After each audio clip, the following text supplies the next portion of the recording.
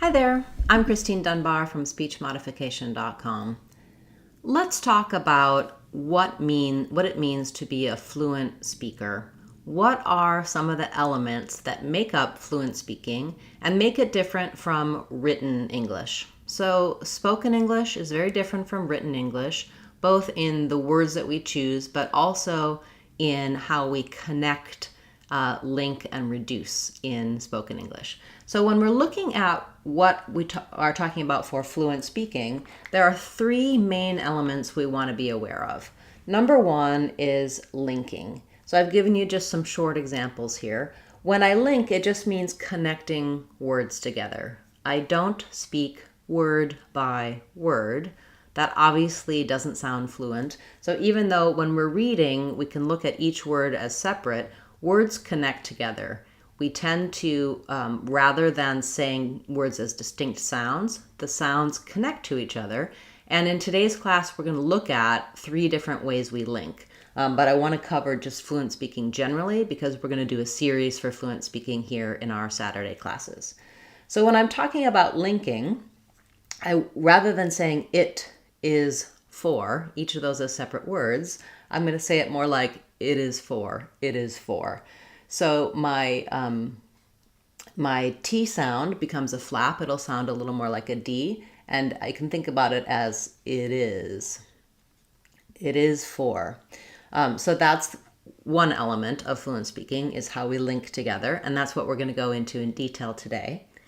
Then we also have contracting as a major element of fluent speaking.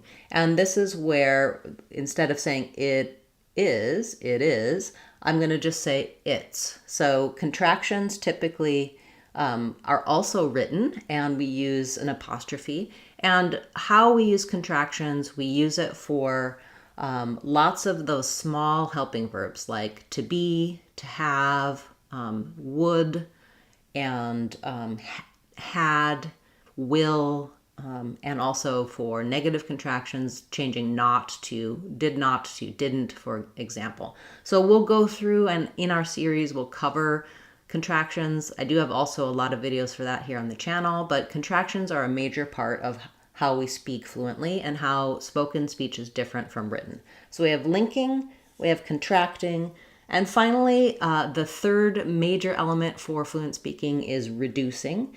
So rather than using the pure, clear version of the words when I'm saying them by themselves, for example, it is for, my reduction here would be that for sounds more like for. It's for you, it's for him. So I don't say it's for you, it's for him, typically in fluent speech. I will reduce certain words that are unstressed. So words like for, that, and, or. Many of these words in certain contexts change the pronunciation. The vowels get reduced or changed. And we talk a lot about reducing here on the channel. That'll be the third part of our three-part series for fluent speaking over the next few weeks.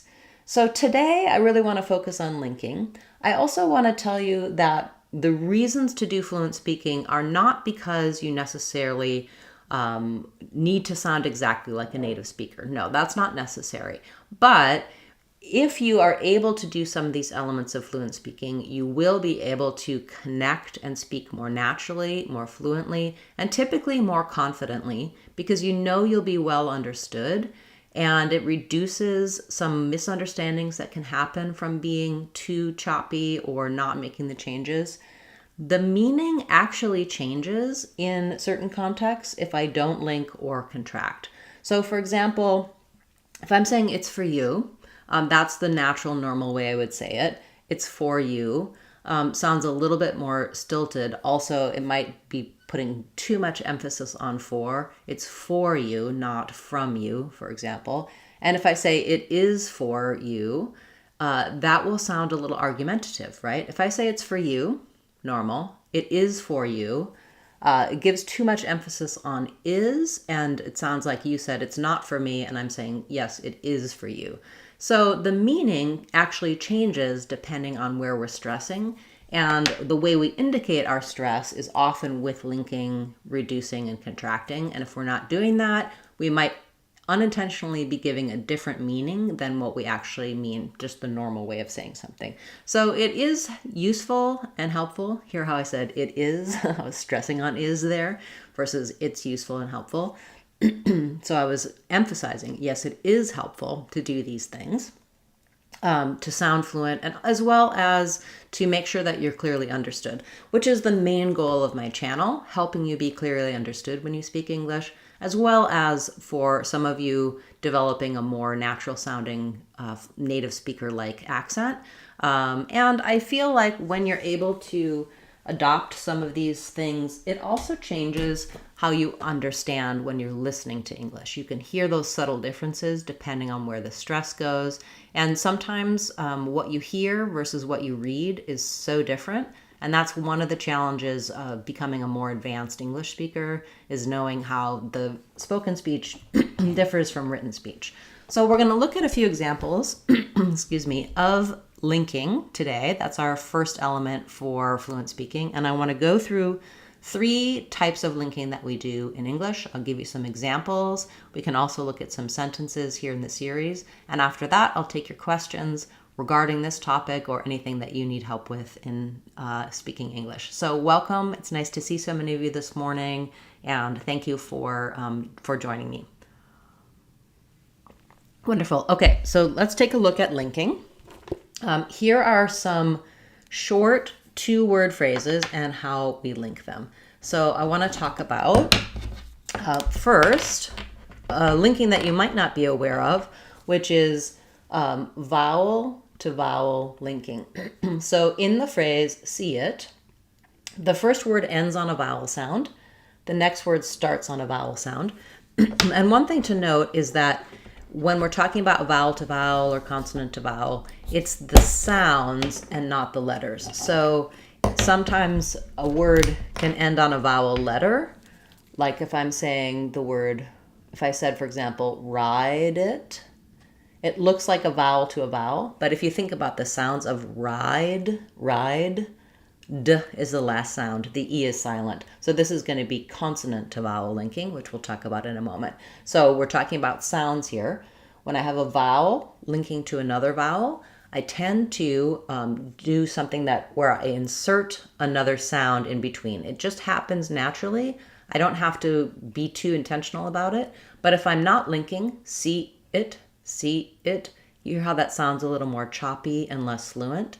So if I'm moving from a front vowel, an E, an A, or an I, to another vowel, the sound that connects is a y sound. See it. And so this happens between words and also within words. And I do have some detailed videos talking about the rules there. Another example would be, so it can have either a y sound, or if I'm saying something like do it. If I'm saying that fluently and naturally, I'm going to have a w sound. So if I'm going from a rounded oo, o, or ow, how is, do it, the linked sound, the glide, is going to be a w sound. So vowel to vowel linking is one of the major types of linking that we do between words and within words. The next is consonant to consonant linking. So for example, in want, some, I'm changing how these consonants happen a little bit.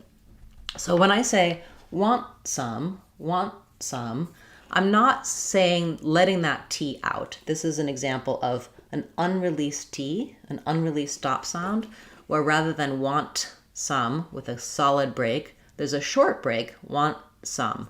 I go up to make the T, and then I release right into the S sound. So how we link the T sounds at the ends of words is one of the major elements of the American accent. How this differs from British and other accents is something that we talk a lot about here on the channel. And it's not just for T's. We also use this unreleased stop sounds for all of the stop sounds as we're linking consonant to consonant. And some places where we link consonant to consonant, there is just a break. Other places we can do what's called co-articulation. So if I said, for example, had done, I had done that before. I am kind of using a stopped D there, but I'm basically just saying one D, the second D, had done, had done. You can hear that second D is solid. Or with the, I may connect those two THs and just make one sound. So consonant to consonant linking is probably one of the ones where I think knowing about the stop sounds is the most useful, and how we connect and how consonants can change because of what's following them. And then, of course, we also have consonant to vowel linking. And again, this is a place where the T's are one of the sounds that change, so I often use these for my examples. But we do it with all types of consonants into vowel sounds. So, for example, in get, it, if I said them separately, get, you'd hear the T, it, you'd hear the T. Or I might stop that T if I said it by itself, get, it. I'm using unreleased T's on both of those. When I link them together, though, I end up with get it. That T turns into a flap sound, and it's just the same as when I'm saying D's in the middle of words or D's connecting, get it, get it. My voice comes on, I lightly touch up. I'm not stopping and doing a strong burst for that D, not get it, but rather get it, get it. I'm just lightly flapping that up. So for our linking, we have vowel to vowel, consonant to vowel, and consonant to consonant, and consonant to vowel linking. These are all really critical for connecting naturally and smoothly when you're speaking, and we can look at a few more examples later on in our series. I want to break down some full sentences and show you the linking, the contractions, and the reductions. So let's just do one example of that this morning, and then again, as I said, I'll turn to your questions. So it's nice to see many of you here, and I'm looking forward to answering your questions in a moment. So I want to show you, for example, if we have the phrase, we can't do that thing.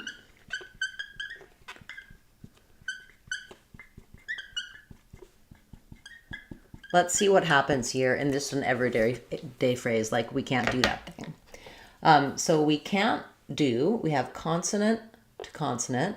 So I'm not going to let that T out. It's going to sound like we can't do. I'm just going to release on the T sound. So think about can't. I'm going to make my N sound very short. You're not really going to hear that T. Can't, but you're going to be marking it, going up to make it. We can't do that.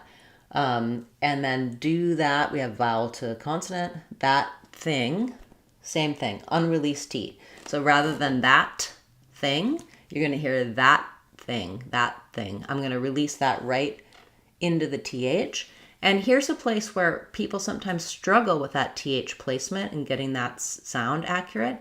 And the linking actually helps me with the pronunciation, because if I had to do that thing, I'm making two movements. My tongue goes up for that, and then there's a big break, and I have to set up thing. But if I'm stopping the air for the T and not releasing it, I can actually put my tongue in the TH position before I even need to say it. And so I can say that thing, that thing. I'm stopping the air a little further back in my mouth for the end of that thing, that thing. And then my tongue can already be ready for that TH sound, which makes it much easier to fluently link that TH. I do have a video talking about linking TH that teaches you some of these placement tricks. But here, both of these consonant to consonant linking, for me to say, we can't do that thing, we can't do that thing, I'm much more likely to say it fluently and naturally, stressing on thing and can't, with my natural linking if I know about that consonant to consonant linking. Another example, I don't see it happening. Let's just look at the, I don't see it happening. We can't do that thing. I don't see it happening. I don't see. We have that same stop T into my S. And here, don't see. My tongue is up for that T and then drops down for the S quickly. Don't see that. Don't see it. See it. Here's my vowel to vowel linking, same example we talked about before. See it, where it has that little y sound connecting those two. And then it happening, I don't see it happening, it happening. I'm not letting that T out, and I'm just ready, after I stop the T, to go right into my consonant sound. I don't see it happening. And then we have not today. I don't see it happening, not today. Unreleased T and release here on this T. Not in a year. I have not in. I'm going to flap this. It'll sound like not in. And then I'm going to link this consonant to this vowel. Not in a, not in a. So it's all runs together. Not in, not in a, not in a. And then in a year, in a year. So my stress falls on year. Not, in, and are all less important and unstressed in this phrase, and they can get reduced and linked. Not in a year. We can't do that thing. I don't see it happening. Not today. Not in a year. And then finally, not ever. Same vowel to vowel linking. Turns into more of a D sound. Not ever. So this was a series of phrases that demonstrate our different types of linking, as well as our short two-word phrases. And you can get more help for linking and reduced sounds in our playlist for that, as well as in our podcast, where we do a lot of practice, where you can shadow, work on one linking and reduction element at a time, and get them to be more natural in your speech. And as I mentioned earlier, it's not that you have to do all of these things all of the time and sound exactly like a native speaker. It's more that when you understand that those are happening as you're listening, your comprehension is better. The difference between written and spoken English closes. You start to feel more confident about your speaking. And you can hear what's different about your speech, what's standing out, and maybe where the meaning might change a little bit because you're not using these fluent speaking techniques. So I hope you'll join me again next week, where we will move into talking about contractions, and then the following week we'll talk about reductions. So linking, contractions, and reductions are a big part of what we're doing here on the channel. And I appreciate you staying with me and being patient while we covered that topic. And now let's turn to your questions.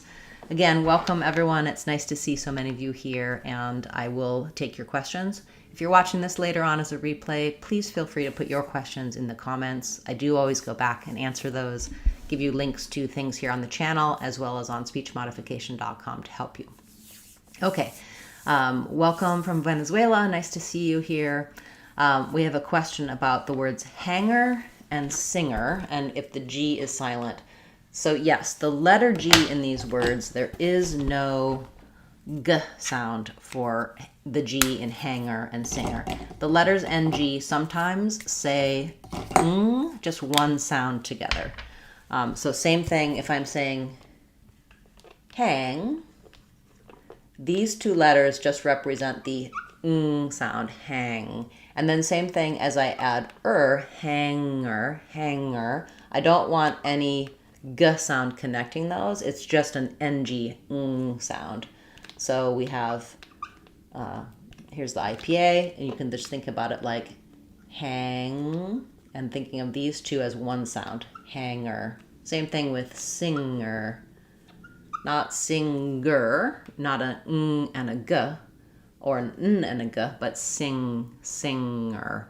Often, because there's two letters here, we think maybe we're saying an N and a G, like, so in other words, like hunger and finger, we are saying a G sound, and here the letter N is the NG sound. So I'm not saying finger. If you think about it, that wouldn't sound correct. Finger. I'm saying finger, finger. So here in these words, NG just is the ng sound. Here in these two words, hunger and finger, the N is the NG sound, and the G is a G sound. So it's a little bit confusing knowing whether you should have a G sound in the middle of words. I do have a video talking about breaking down which ones say ng and G, like finger and hunger, and which ones say n, or just say ng, like singer and hanger. That's the dichotomy there. And but know that when we have an ng at the end, hang, sing, rung, etc., that's never going to have a g sound. It's always just going to be ng. So you don't want to, as I link, like if I'm saying sing it, I don't want sing it. I have to be able to link ng into vowels. That's our consonant to vowel linking. And that's, people sometimes can say sing and hang, but when they have to say singer or hanger or sing it, hang it, they tend to insert that g. Basically what happens there is if I'm lifting for the ng and I drop down with my voice still on, ng, I'm going to have that little g or even sometimes a k sound. I don't want that. I need to be able to move smoothly into that vowel sound. So I do have some videos for that here on the channel to help you with that kind of linking, as well as that's a topic in our Sounds of English course, the ng in the middle and ends of words, the spelling and the sounds for that. So thank you. That's a great question and really useful, I'm sure, for a lot of people. Okay, let's see what we have next.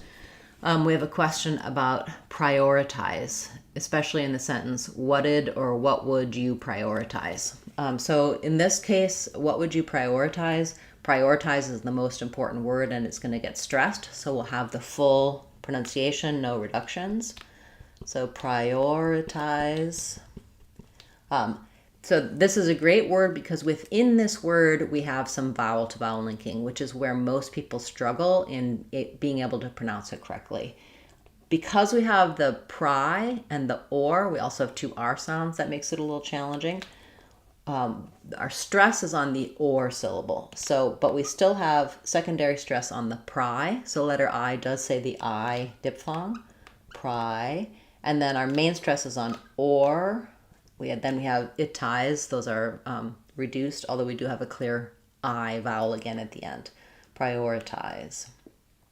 And because we have that secondary stress here as well, we're going to actually say a true T. So not prioritize, we don't flap that T, we use a true T there. So it sounds like pri or itize,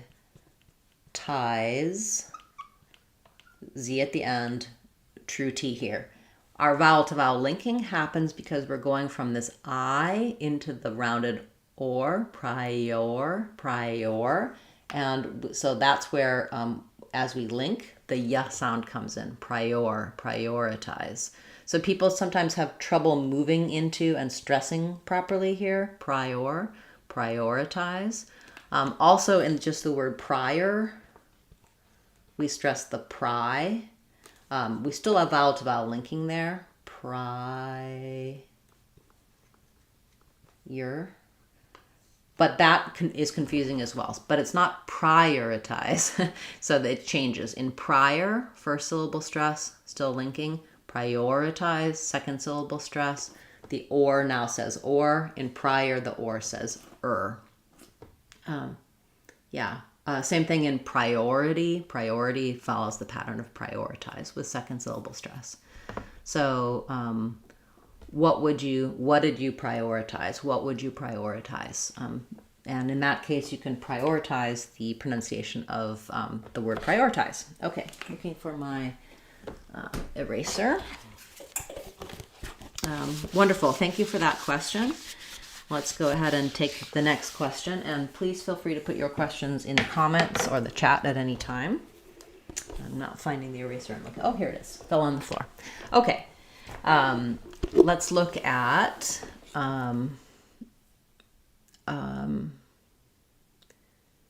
so people from all over, South Sudan, Argentina. Wonderful to see so many of you, and welcome back, Undead Heart. Nice to see you again.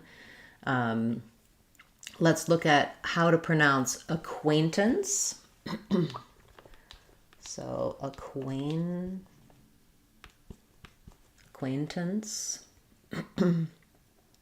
A-N-C-E. So let's look at how to pronounce acquaintance. We have second syllable stress, and this is within the word we have some reductions and some changes in the pronunciation. So first of all, we stress on quain. The letters Q-U say the qu sound. AI says the A diphthong, so I'll write it with A-Y here, acquain. Because the second syllable is stressed, the first letter A is just going to be a schwa, just sounds like acquain, acquaintance. And so often when there's an NT, we can drop the T, or in this case, because we're going from this T into the ANC ending, we don't say anything for that vowel letter A. We just go right to the N. It's called a syllabic N here, acquaint. So I'm not going to say that T. I'm going to stop it because my next sound is, again, a consonant sound. It's consonant to consonant linking within the word. Acquaintance, nts, is just going to have the N, syllabic N, and the S sound, acquaintance, nts. So yeah, pretty tricky. It's like maintenance or acquaintance. These are, because of the rules of how we pronounce T in the middle of words, kind of some details that you need to know there. So nice to make your acquaintance. And nice to see you again here this week. Thank you for coming week after week and giving us some interesting words to talk about. Okay. So we have a question about the B in bomb being silent. And is there a rule for why this happens? So B at the end, basically when we have MB or BT, these are examples of silent letters. And it's because of how the words came into English. So if we're saying like bomb or dumb, those B's are just gone. So you can just ignore them. Here in a word like debt, the B is also silent. I do have a video talking about silent letters and specifically B and the words where B is silent, but it's typically in words with MB or BT. So yeah, again, as you're linking these words into into vowels, if I'm saying, they bomb, they're going to bomb it, it's best to think about the M connecting, bomb it, so that you don't accidentally stick a B in there, bomb it, or bombed it. So generally, it's just a quirky spelling that you need to memorize when those B's are silent. Good. Okay. Other silent letters, again, I cover those here in some videos on the channel, and also in our Sounds of English course, we talk about letters versus sounds, when sounds say their letters and when they're silent. Spelling often can create pronunciation errors just because of looking at the words and following spelling rules and patterns, and a lot of words don't follow the rules, like words with silent letters. Okay, very good. Thank you, and nice to see you here again. We have a question about how to pronounce cotton candy and whether it's linked. So in cotton, so here we would have consonant to consonant linking. Within cotton, what we tend to do is again consonant to consonant linking, because I don't say any vowel sound for this O before the N. So it's basically first syllable stress, ka, and then that T doesn't get released. So rather than cotton, we tend to say cotton. This happens on words like button, gotten, cotton. It's an unreleased T, no vowel sound for that O, and then a syllabic N. Basically, syllabic N just means usually a syllable has a vowel and a consonant. When it has a syllabic N, it just has an N sound, functions as the whole syllable, consonant and vowel. So cotton candy. And then we would have consonant to consonant here. The N is a nice one to link because whether it's going to a vowel or a consonant sound, it can just continue until you get to that next sound. So if I'm saying cotton is, the N kind of jumps onto the next word, cotton candy. I'm just keeping my voice on until I get to the K of candy. So then we have candy. So they had some cotton candy at the fair. Cotton candy is very sticky and messy. Hopefully that cleared up your question about whether it links and how it links. Thank you. That's an interesting word. I don't think I've covered that one before. Okay. We have a question about the ends of words like person and Johnson. So I often use the example person to talk about clear and reduced vowels, and you're right, it does also happen on Johnson. Other words with son as a suffix.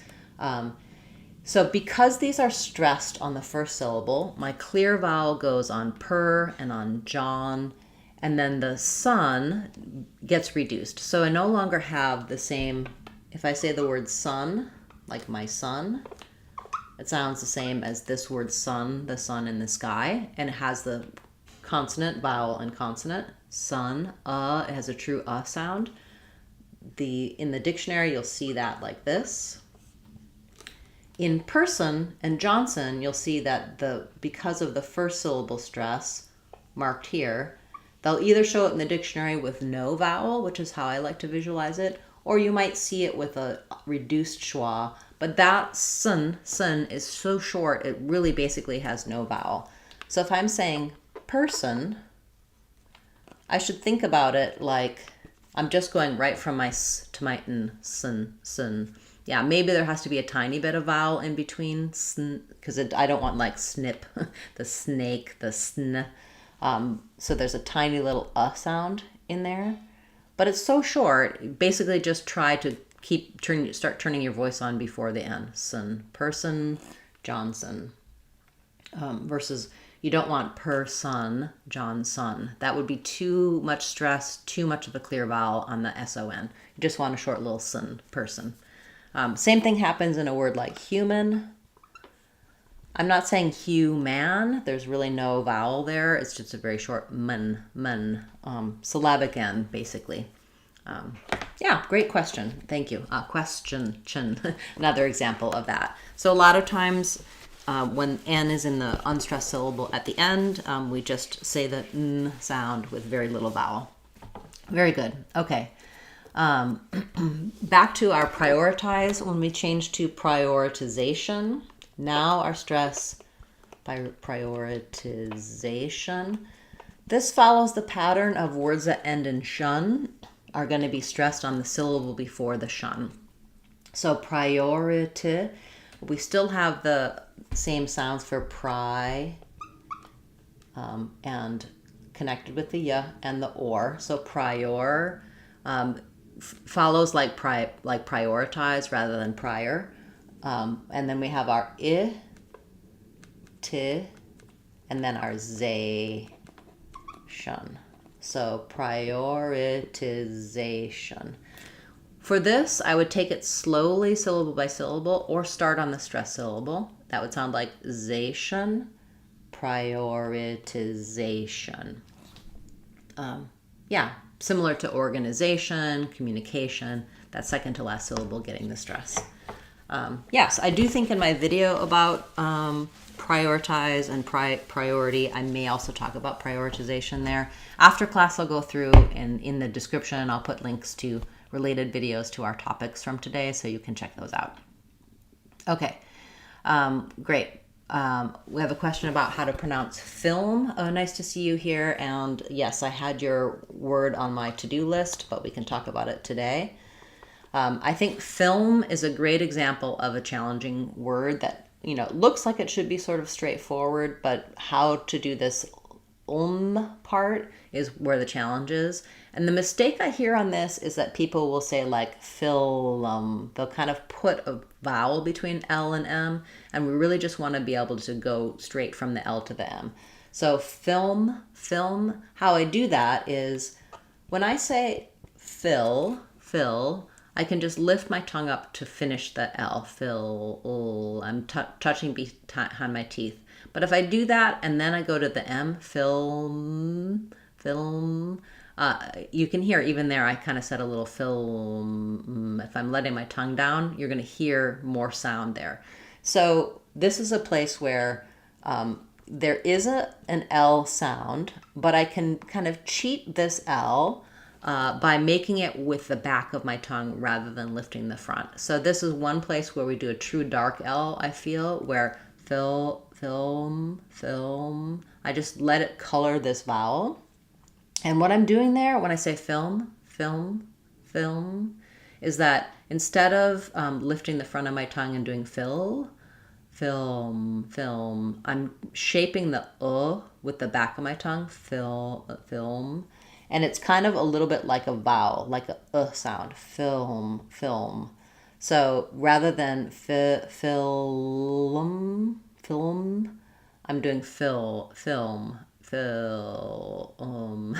It's I'm kind of testing myself to see what I'm doing there. So my video for dark L will help you with this. I think it's really about closing for the film, ilm, and thinking about it as more like a sound, a schwa, an or an film. I would say maybe a schwa here makes more sense. So if you think about changing, you don't want just fim, right? Fim, my tongue is going to be too high in the back. So I have to kind of have the tongue lifted for fi, and then drop the back of my tongue, fill, So I'm making kind of an L coloration, with that or the sound before my M. So not fim, not film, but film. It's pretty tricky. So I'm glad you brought that up, and I hope just listening to me do it, play around with trying to match that sound that you're hearing before the M, and it's just a different kind of sounding L. I would say I do have a video about the word calm, and in calm, again, it's kind of mostly affecting this vowel, so I'm not doing calm with a strong L, but I can think about the word all, and just not finishing the final lift of the L, shaping that all with the back of the tongue in the position, which I might talk about in that video for calm, I might not.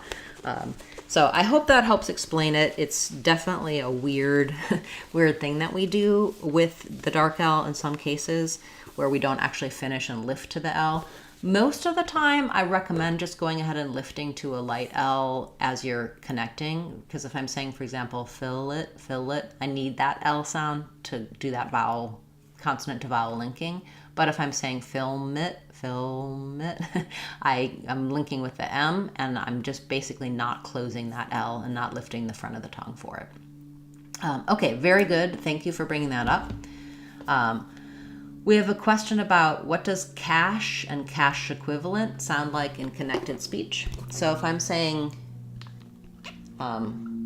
cash and cash equivalent. So let's look at what we do here to say this with connected speech. First of all, cash and cash, and is one of the words that we tend to reduce. So rather than saying cash and with an a, n, and d, I'm going to lose this vowel and I'm going to lose the d sound. It's going to sound like cash and cash, cash and cash. So I link the sh to the n, and then the n to the next c sound or the next k sound, cash and cash and cash. And then as I'm saying cash equivalent, rather than cash and a fresh start for equivalent, I can link my sh there. The word equivalent has an I sound at the beginning because quiv is stressed. So you're going to hear it like ka, sh, or sha. I think I tend to use a schwa there more. Kasha, quiv, lent. So cash and cash equivalent. A little bit of linking there and just knowing the stress pattern. We're going to stress a little bit on cash and then a little bit on quiv, cash and cash equivalent. The second cash will be faster, a little less stressed because it's repeated. If I'm just saying cash equivalent, I want to make sure to have stress on cash because otherwise if I go too quickly on it, we might not hear it clearly and know that it's an important part of that compound noun. Interesting question. Thank you. I hope that helps you with saying that phrase naturally and in connected speech. Okay, we have a question about the suffixes cian and tion. So like pronunciation. So this one, nation, pronunciation is almost always a shun. So it has a sh, a very short unstressed schwa and an n. Again, sometimes I might write it like this, like pronunciation, shun, shun, not much vowel. In this example, this is often going to be cian, can you give me a couple word examples in the chat so I can think of good words for you ending with that? I do think that this one has a couple of different options, which is why I'm struggling to come up with words. So it can be, I think, sun or shun, but it depends on the word. So let's come back to that, and maybe you can write in a couple words that end with that for me, since I'm struggling to come up with them off the top of my head, so I can break that down for you even further. Okay, we have a question about the word longitudinal. So this is confusing because it looks like long, right, which just has the ng sound, but in longitudinal, it's actually an N and a G. So usually NG is going to be an NG sound and a G, like long, or long with no G sound. In longitudinal, it actually sounds like lawn, the ah vowel and an N sound, and then the G says a J sound. Longe. So longitude is where the stress is. So longitudinal. Longitudinal. NAL, basically no vowel there, short reduced final sound. So the IPA is going to be longe, stress on two, null, longitudinal. So I would start on the stress syllable here, tudinal, longitudinal. Yeah, a little bit confusing because of that long normally being just long with an ng sound, and here it's an n and a j sound. Good. Okay. Thank you for that question. I will keep turning to your questions. I may not get to your second and third questions. I want to make sure to try to answer something from everyone, but stick with me. And if there's time at the end, I'll come back to your additional questions. And let me just check and see if I missed any from anyone so far. So we have a question about Kingman and Kingston. So when I have king by itself, I have the k, I, and ng sounds. You might notice that when we have ng at the ends of words, it tends to raise the vowel a little bit. So sometimes people think of this as being more of an E sound. I'm not really saying king, though. I'm just saying king, king. It sounds a little bit higher because my tongue is lifting for the ng at the end, so it's going to raise that vowel. But you don't need to do anything intentional to make that happen. Just aim for this I sound like in kit. But notice that if I say kit and king, my vowel sounds a little bit different. It's definitely colored by that ng.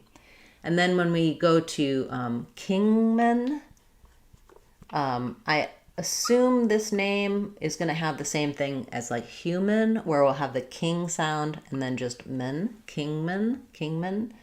Not Kingman, not two separate syllables with clear vowel, but rather stress on king and then short on m. And then for sure, Kingston. Rather than stone or ston, anything clear for that vowel, again, we're just going to have the stun sound with a short little schwa, Kingston. So there's a town here called Kingston on the Olympic Peninsula, and that's how we pronounce it. So Kingman, Kingston. Again, the stress really shows where I have the clear vowels and where I have the reduced sounds. Okay, we have a question about how to pronounce asceticism. Let me just check that pronunciation in my dictionary for you because I want to make sure I'm getting it correctly. So it's spelled with asceticism. And I think it's like having to do with aesthetic, which I do have a video for, but I don't think I have one for aestheticism. So let me just check. So I like to use online dictionaries, but when I'm on a live class, I'm going to go ahead and use my paper dictionary. And it takes me a minute, so please be patient, bear with me. I just really think that a dictionary is your friend, especially if you learn how to read the meanings or the pronunciation guidance for the dictionary. And usually on online or paper dictionary, they're going to show you what their symbols mean. Also on online dictionaries, the advantage is you can usually click on it and hear it, which is useful for most people. So ascetic is just the C is silent, the S is silent, or the S and C just say this sound. And so if we're looking at ascetical, yeah, it doesn't have asceticism in the, oh yeah, it does. So this just says asceticism with no at the beginning. No, that's because it's a shortened. So asceticism, yeah. So basically asceticism is what we're talking about here. So your word sounds like asceticism.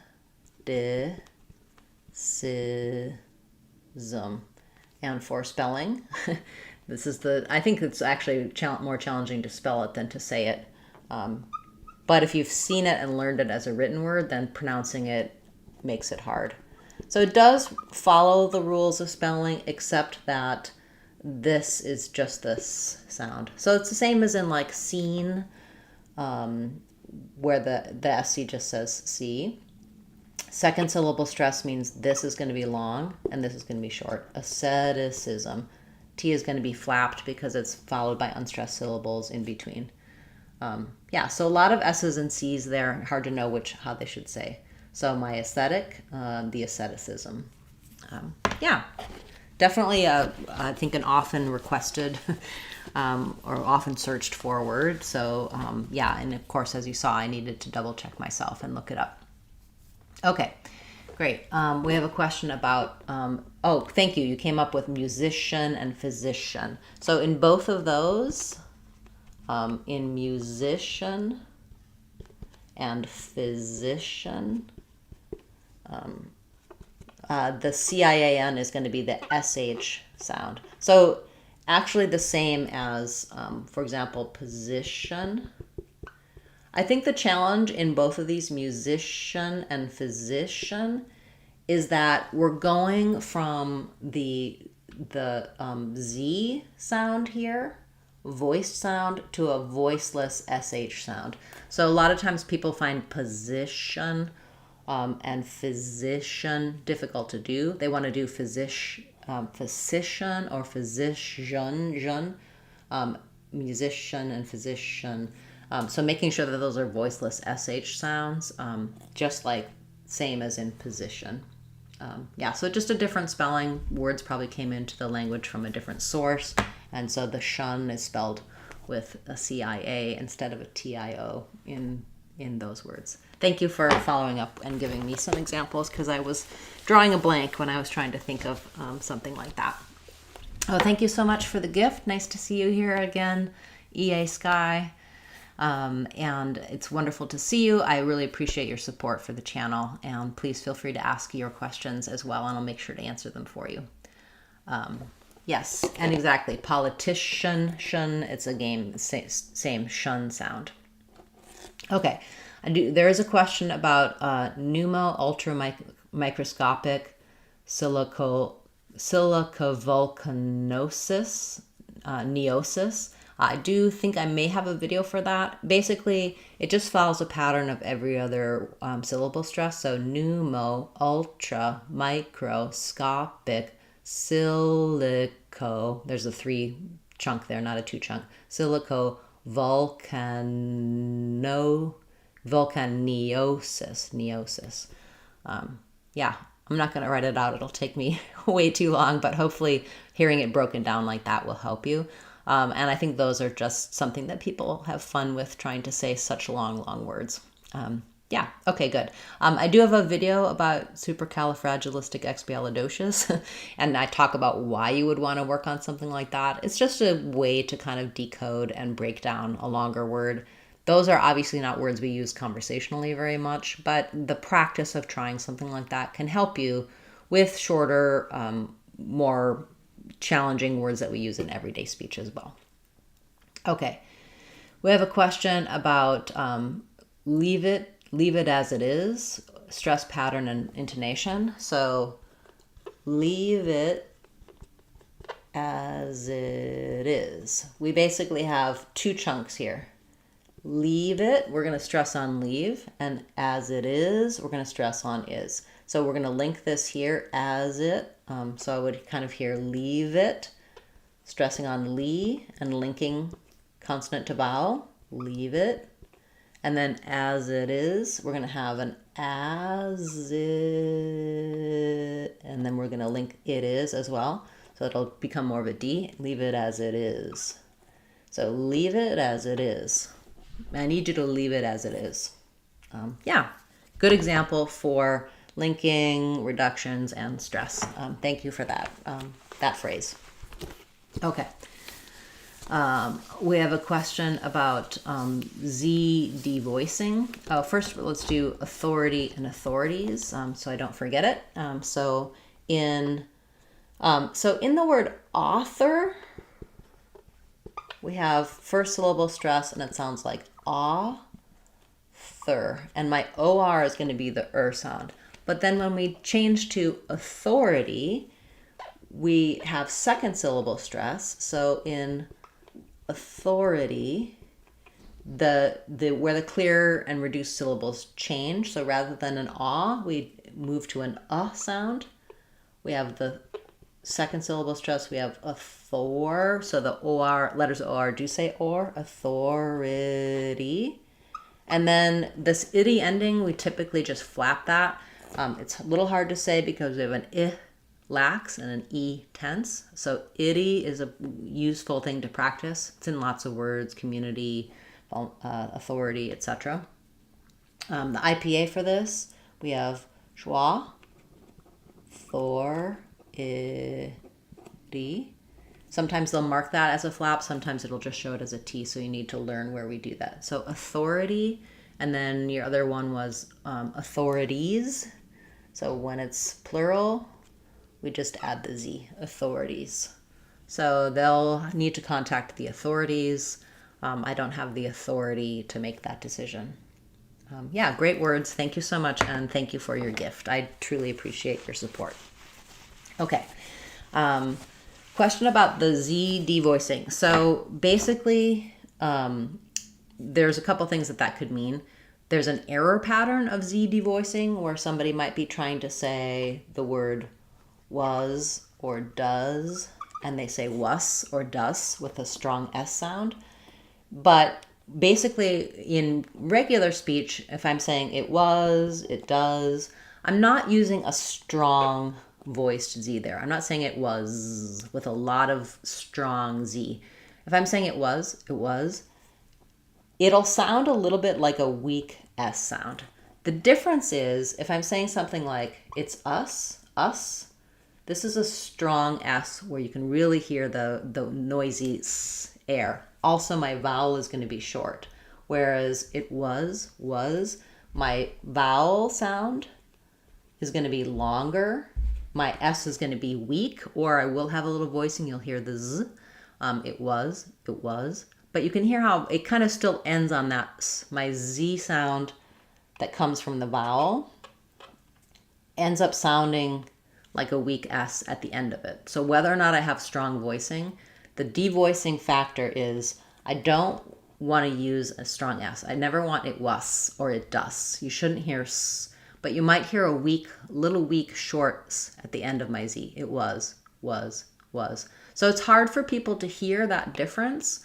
Once it's pointed out to you, though, it becomes easier. So you don't want the error pattern of final Z devoicing. It was, it does. But you also don't need to say it was, it does with an overly strong Z. It won't sound natural either. But when I'm linking, does it, was it, then my Z is much clearer and stronger because my voice just stays on between those vowels. Was it, does it. So that's another place where understanding how we link is really helpful in making sure that your pronunciation is correct. So fluent speaking affects meaning, it affects intonation, rhythm, but it also affects our pronunciation when we're doing that linking, those reductions, those contractions. It changes the pronunciation, and it can help you get your pronunciation to be correct for connected speech. Okay, getting a dry throat, so much talking. Thank you for sticking with me as I'm answering everyone's questions and for being patient and waiting for your question. It's nice to see so many of you here today and week after week. I really enjoy answering your questions, and it helps me know what topics to cover here on the channel for you. Okay. So leave it as it is. Yeah, I think I got that. That's how I said it as well. Leave it as it is. Yes. Okay. We have a question about Gen Z gravitating away from the glottal in mountain. Yes, so I would say Gen Z tends to say mountain.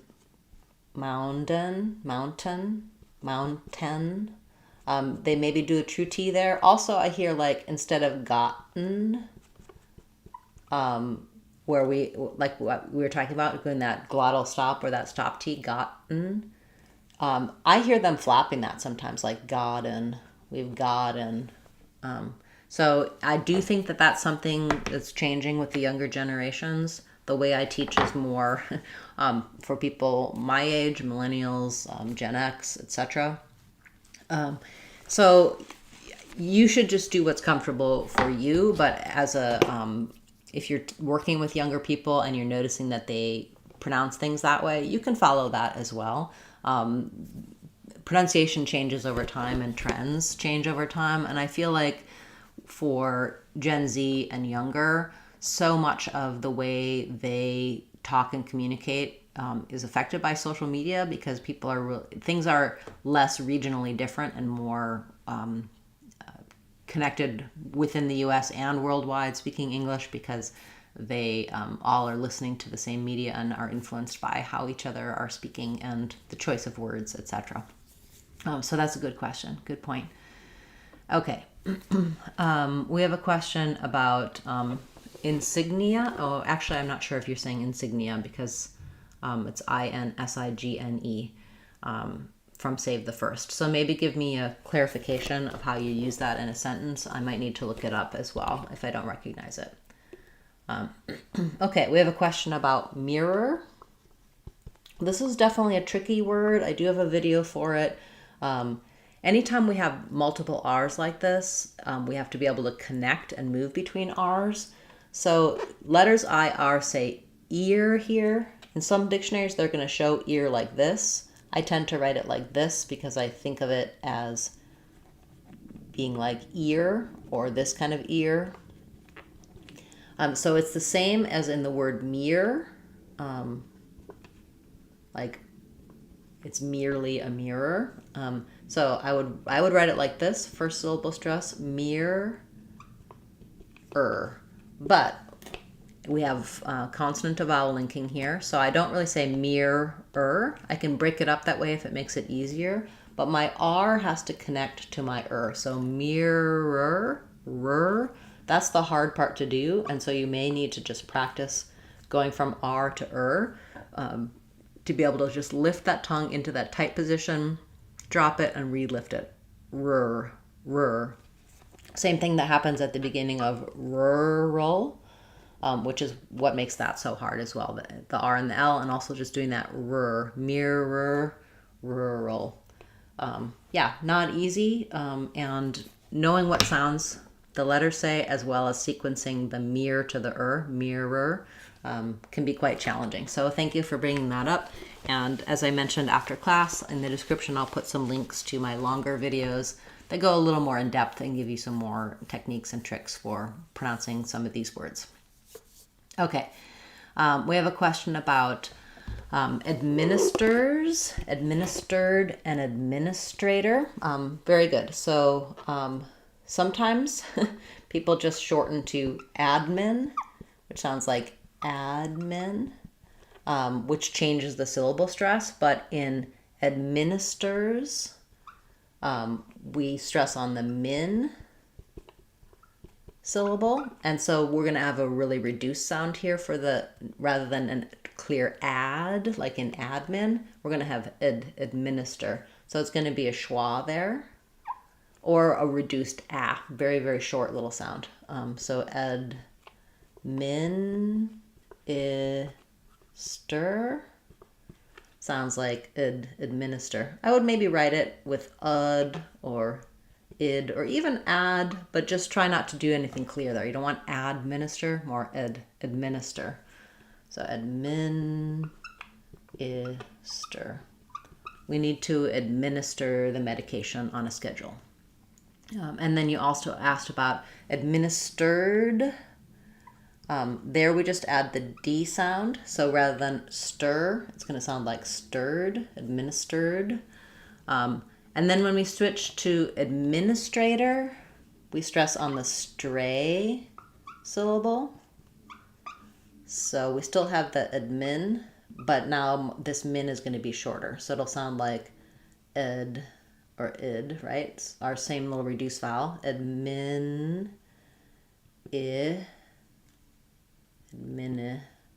stray, and then we flap that final T. My writing is getting terrible, sorry. Administrator. The administrator administered what they were supposed to administer. Yeah, challenging to put all three of those together. Yeah, I hope that helps clear that up. And if I do have a video for that, I'll put a link to it as well after class. Okay.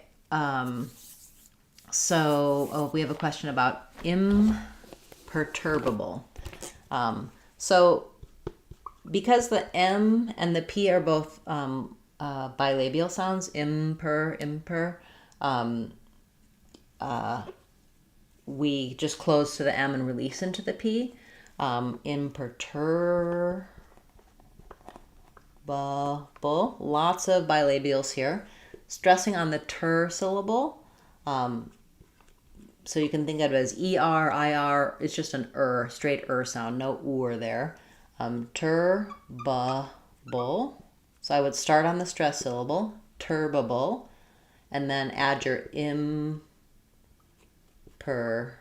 imperturbable. I would say this is one place where sometimes people might cheat a little bit and do imperturbable. Imperturbable. I think you should try to do the though I think it sounds a little weird to leave that out. So imperturbable. Yeah, that's not easy. It's quite a mouthful. Yeah, I think you asked about that at the beginning, so thank you for bringing that up again to make sure that I didn't miss your question. If I did miss your question, I apologize. Please feel free to put that in a comment and I'll follow up with you with some specifics, videos here on the channel or resources on my website, speechmodification.com. I hope you can come back on Tuesday where we're going to have a new video for you each Tuesday, as well as next Saturday. We'll continue our fluent speaking series, start talking about contractions. So today was linking, next week will be contractions, and then we'll look at reductions. And of course, we'll go into more detail and take your questions as well. They make for a wonderful class. Thank you for the great questions today and for being here, for supporting the channel by subscribing, commenting, sharing the videos, and a special shout out to my channel members. Thank you for your support. I appreciate seeing you here as well. Thanks everyone for a great class. I hope you have a wonderful Saturday and rest of your weekend, and I will see you on Tuesday. I'm Christine Dunbar from speechmodification.com. Remember, if you want to sound like a native speaker, you can do it. speechmodification.com. Bye everyone. Thanks for a great class today.